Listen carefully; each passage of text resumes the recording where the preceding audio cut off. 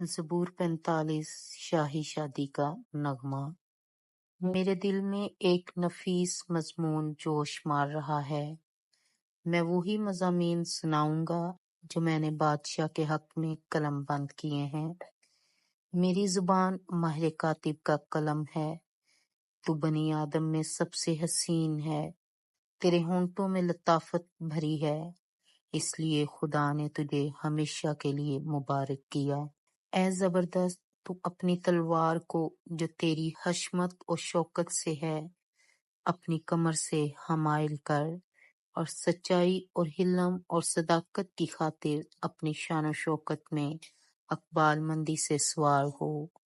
और तेरा दहना हाथ तुझे महीब काम दिखाएगा। तेरे तीर तेज हैं, वो बादशाह के दुश्मनों के दिल में लगे हैं। उम्मतें तेरे सामने ज़ेर होती हैं। ऐ खुदा, तेरा तख्त अबदल आबाद है। तेरी सल्तनत का असा रास्ती का असा है। तूने सदाकत से मोहब्बत रखी और बदकारी से नफरत।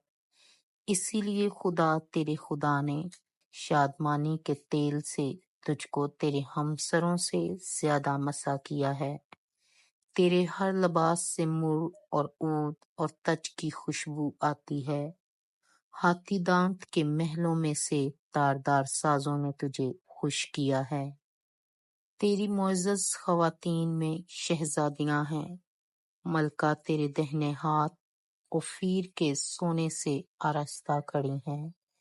ऐ बेटी सुन, गौर कर और कान लगा।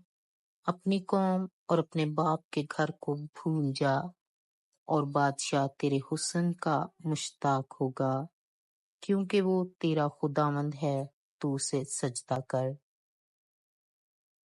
और सोर की बेटी हदिया लेकर हाजिर होगी। कौम के दौलतमंद तेरी रजाजोई करेंगे। बादशाह की बेटी महल में सरतापा हुस्न अफरोज है। उसका लिबास जरबुफ्त का है। वो बेल बूटेदार लिबास में बादशाह के हुजूर पहुंचाई जाएगी। उसकी कमवारी सहेलियां जो उसके पीछे पीछे चलती हैं, तेरे सामने हाजिर की जाएंगी। वो उनको खुशी और खुर्मी से ले आएंगी। वो बादशाह के महल में दाखिल होंगी। तेरे बेटे तेरे बाप दादा के जानशीन होंगे, जिनको तू तमाम रोई जमीन पर सरदार मुकर्रर करेगा। मैं तेरे नाम की याद को नस्ल दर नस्ल कायम रखूंगा, इसलिए उम्मतें अबदल आबाद तेरी शुक्रगुजारी करेंगी। आमीन। Thank you for watching. Like, share and subscribe.